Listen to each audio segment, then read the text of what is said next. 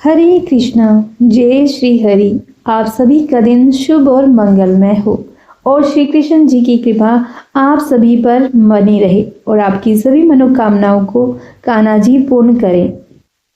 आज आप सुनेंगे इस वीडियो में माघ मास महात्म का अध्याय 10। तो आइए आरंभ करते हैं। इस जन्म में किए गए पुण्य कर्म केवल इसी जन्म में काम नहीं करते, ये आपके लिए लाभ बन जाते हैं। आने वाले जन्मों का पुण्य भी प्राप्त कर लेते हैं माघ मास में स्नान करने पर। इसीलिए प्रत्येक व्यक्ति को माघ स्नान अवश्य ही करना चाहिए। माघ मास में जो भक्त दान करते हैं, स्नान करते हैं, उसका फल उन्हें स्वयं मिलता है, चाहे इस जन्म में या परलोक में। इसीलिए संगम नहीं तो गंगा, गोदावरी, कावेरी, नर्मदा, कृष्णा, शिप्रा, सिंधु, सरस्वती, ब्रह्मपुत्र आदि पवित्र नदियों में स्नान जरूर करना चाहिए। प्रयाग में माघ मास के अंदर 3 बार स्नान करने से जो फल प्राप्त होता है, वह फल पृथ्वी में 1000 या फिर 10,000 अश्वमेघ यज्ञ करने से भी प्राप्त नहीं होता। यहाँ तक कि स्कंद पुराण में कहा गया है कि माघ मास के दौरान मनुष्य को कम से कम 1 बार पवित्र नदी में स्नान अवश्य ही करना चाहिए, भले पूरे मास स्नान के योग न बन सके। तो आइए आरंभ करते हैं माघ मास महात्म का अध्याय 10। जय श्री गणेश। ओम नमो भगवते वासुदेवाय। यमदूत कहने लगे कि हे वैश्य, एक बार भी गंगा जी में स्नान करने से मनुष्य सब पापों से छूटकर अत्यंत शुद्ध हो जाता है। जो मनुष्य गंगा जी को दूसरे तीर्थों के समान समझता है, वह अवश्य नरक में जाता है। भगवान के चरणों से उत्पन्न हुई गंगा जी के पवित्र जल को श्री शिव जी अपने मस्तक में धारण करते हैं। वह ब्रह्मा जो संदेह रहित, प्रकृति से अलग और निर्गुण है, ब्रह्मांड में उसकी समानता किससे हो सकती है। गंगा जी का नाम हजारों योजन दूर से ही लेने वाला नरक में नहीं जाता, इसीलिए मनुष्य को अवश्य में गंगा जी में स्नान करना चाहिए। हे वैश्य, जो ब्राह्मण दान लेने का अधिकारी होकर भी दान नहीं लेता, वह आकाश के नक्षत्रों में चंद्रमा के समान है। जो कीचड़ से गऊ को निकालता है, जो रोगी की रक्षा करता है, या जो गौशाला में मरता है, वह आकाश में तारा होता है। प्राणायाम करने वाले मनुष्य सदैव उत्तम गति को प्राप्त होते हैं। प्रातः के समय स्नान के पश्चात जो 16 प्राणायाम करते हैं, वह घोर पापों से बच जाते हैं। जो पराई स्त्री को माता समान मानते हैं, वह यम की यातना को नहीं भोगते। जो मन से कभी भी पर स्त्री का चिंतन नहीं करता, वह दोनों लोकों को अपने अधीन करता है। जो पराय धन को मिट्टी के समान समझता है, वह स्वर्ग में जाता है। जिसने क्रोध को जीत लिया, मानो उसने स्वर्ग को जीत लिया। जो माता पिता की सेवा देवता तुल्य करता है, वह यमदान को नहीं देखता, यानी कि उसे यम का द्वार दिखाई ही नहीं देता। और जो गुरु की सेवा करते हैं, वे ब्रह्मलोक को प्राप्त होते हैं। शील की रक्षा करने वाली स्त्री धन्य है। शील भंग करने वाली स्त्री यमलोक जाती है। जो वेदों और शास्त्रों को पढ़ते हैं, या पुराण और संहिता पढ़ते और सुनते हैं, तथा जो स्मृति का व्याख्यान और धर्म शास्त्र समझते हैं, या जो वेदांत में लीन रहते हैं, वह पाप रहित होकर ब्रह्मलोक को प्राप्त होते हैं। जो अज्ञानियों को वेद शास्त्र का ज्ञान देते हैं, वे देवताओं से भी पूजित होते हैं। यमदूत ने कहा कि वैश्य श्रेष्ठ यमराज ने हमको वही आज्ञा दे रखी है कि तुम किसी वैष्णव को मेरे पास मत लाओ। हे वैश्य, पापी लोगों को इस संसार रूपी नरक को पार करने के लिए भगवान की भक्ति के सिवाय दूसरा कोई और उपाय नहीं है। भगवान की भक्ति न करने वाले मनुष्य को चांडाल के समान समझना चाहिए। भगवान के भक्त अपने माता पिता दोनों के कुलों को ताड़ देते हैं और उनको नरक में नहीं रहने देते। और जो मनुष्य वैष्णव का भोजन करते हैं, वे भी भगवान की कृपा से श्रेष्ठ गति को प्राप्त होते हैं। बुद्धिमान को सदैव वैष्णव का अन्न खाना चाहिए। इससे बुद्धि पवित्र होकर मनुष्य पाप नहीं करता। गोविंदाय नमः इस मंत्र का जाप करता हुआ जो मनुष्य मृत्यु को प्राप्त होता है, वह परम धाम को प्राप्त होता है। इसमें कोई संदेह नहीं है। जो ओम नमः भगवते वासुदेवाय द्वादश अक्षर मंत्र या फिर ओम नमो नारायणाय इस अष्टाक्षर मंत्र का जाप करता है, उसके ब्रह्म हत्या इत्यादि बड़े पाप नष्ट हो जाते हैं। माघ मास महात्म का 10वां अध्याय संपन्न हुआ। तो बोलिए जय श्री कृष्णा, राधे राधे। ओम नमो भगवते वासुदेवाय। इससे आगे का अध्याय आप कल अगले अध्याय में सुन सकेंगे। तो आइए सुनते हैं भागवत कथा का प्रथम स्कंद का द्वितीय अध्याय। तो बोलिए श्रीमद् भागवत महापुराण की जय।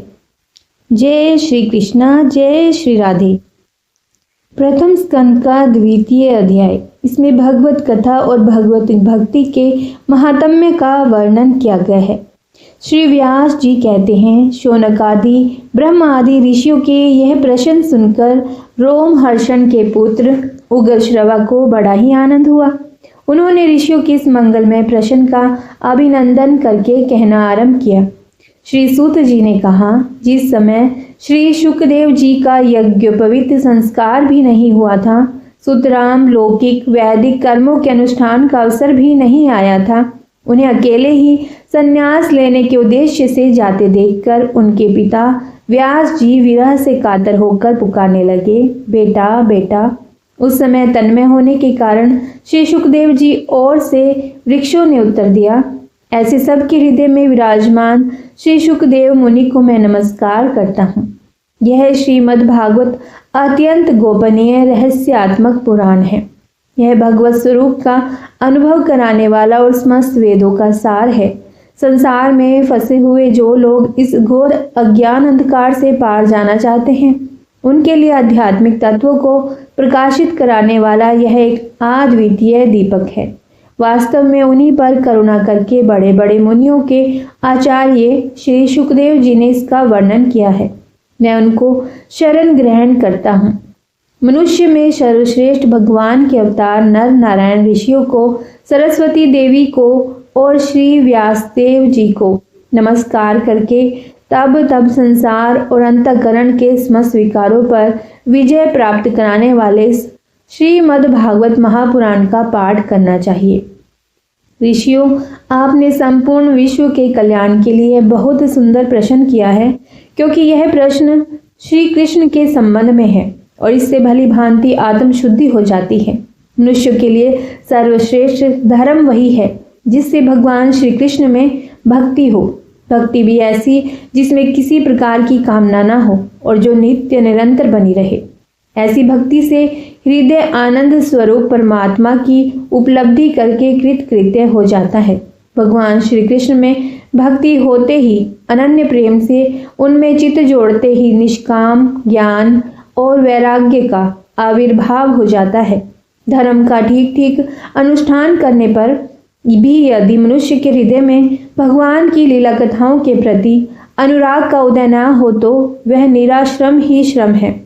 धर्म का फल है मोक्ष। उसकी सार्थकता अर्थ प्राप्ति में नहीं है। अर्थ केवल धर्म के लिए है। भोग विलास उसका फल नहीं माना गया है। भोग विलास का फल इंद्रियों को तृप्त करना नहीं है।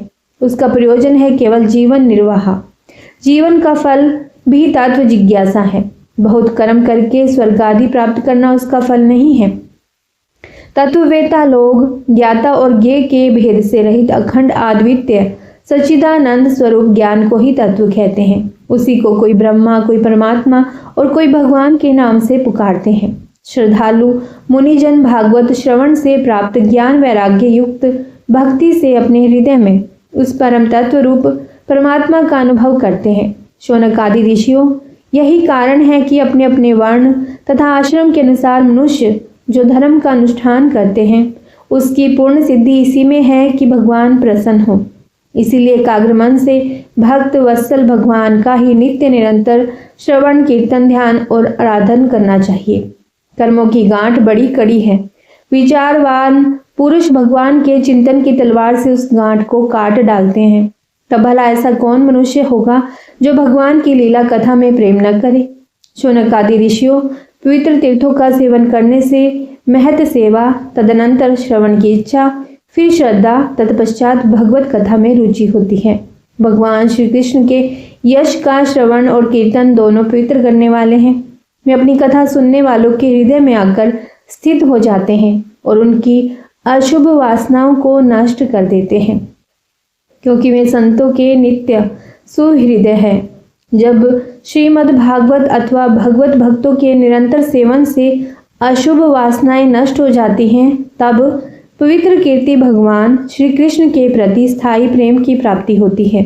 तब रजोगुण और तमोगुण के भाव, काम और लोभ आदि शांत हो जाते हैं और चित्त इनसे रहित होकर सत्वगुण में स्थित एवं निर्मल हो जाता है। इस प्रकार भगवान की प्रेममयी भक्ति से जब संसार की समस्त आसक्तियां मिट जाती हैं, हृदय आनंद से भर जाता है, तब भगवान के तत्व का अनुभव अपने आप ही हो जाता है।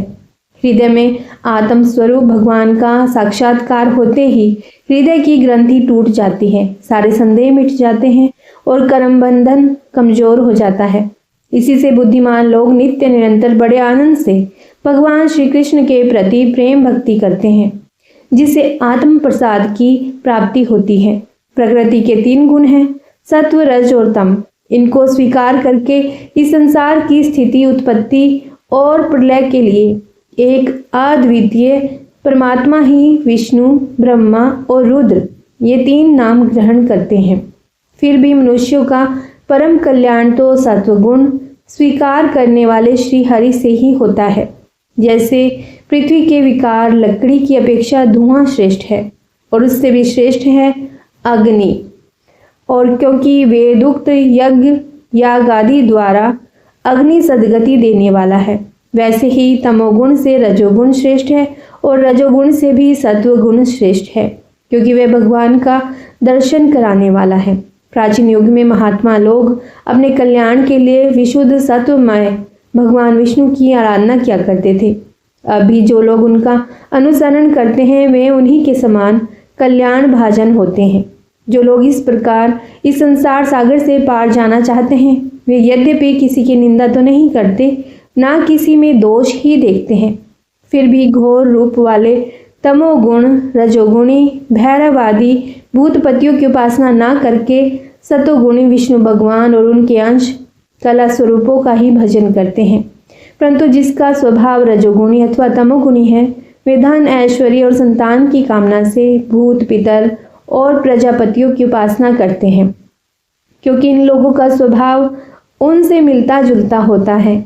वेदों का तात्पर्य है श्री कृष्ण में ही है। वेदों का तात्पर्य श्री कृष्ण को ही कहा गया है।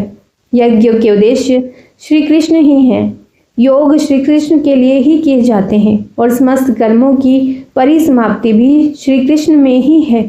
ज्ञान से ब्रह्म स्वरूप श्री कृष्ण की ही प्राप्ति होती है। तपस्या श्री कृष्ण की प्रसन्नता के लिए ही की जाती है। श्री कृष्ण के लिए ही धर्मों का अनुष्ठान होता है और सब गतियां श्री कृष्ण में ही समा जाती हैं। यद्यपि भगवान श्री कृष्ण प्रकृति और उसके गुणों से अतीत हैं, फिर भी अपनी गुणमयी माया से जो प्रपंच की दृष्टि से है और तत्व की दृष्टि से नहीं है, उन्होंने ही सर्ग के आदि में संसार की रचना की थी। ये सत्य, रज और तम तीनों गुण उसी माया के विलास हैं। इनके भीतर रहकर भगवान इनसे युक्त सरीखे मालूम पड़ते हैं। वास्तव में तो वे परिपूर्ण विज्ञान घन है। अग्नि तो वस्तुतः एक ही है, परंतु जब वह अनेक प्रकार की लकड़ियों में प्रकट होती है, तब अनेक सी मालूम हो पड़ती है। यानी कि वो एक नहीं दिखाई पड़ती, वो दिखाई पड़ती है अनेक, बहुत, यानी कि बहुत ज़्यादा। वैसे ही सबके आत्म रूप भगवान तो एक ही हैं, परंतु प्राणियों की अनेकता से अनेक जैसे जान पड़ते हैं। भगवान ही इस सूक्ष्म भूत तन्मात्रा, इंद्रिय तथा अंतःकरण आदि गुणों के विकार भूत भावों के द्वारा नाना प्रकार की योनियों का निर्माण करते हैं और उनमें भिन्न भिन्न जीवों के रूप में प्रवेश करके उन योनियों के अनुरूप विषयों का उपभोग करते कराते हैं। वे ही संपूर्ण लोगों की रचना करते हैं और देवता, पशु, पक्षी, मनुष्य आदि योनियों में लीला अवतार ग्रहण करके सतगुण के द्वारा जीवों का पालन पोषण करते हैं। जय श्री कृष्णा। श्रीमद् भागवत महापुराण के प्रथम स्कंद के द्वितीय अध्याय का समापन हुआ। इससे आगे आप नेक्स्ट वीडियो में सुन सकेंगे। इससे आगे की कथा में आप सुनेंगे भगवान के अवतारों का वर्णन। यदि यह वीडियो आपको अच्छी लगी हो तो इसे लाइक और शेयर ज़रूर कीजिएगा, और यदि आप हमारे चैनल पर पहली बार आए हैं तो चैनल को सब्सक्राइब भी कीजिएगा। यह मेरा आपसे अनुरोध है।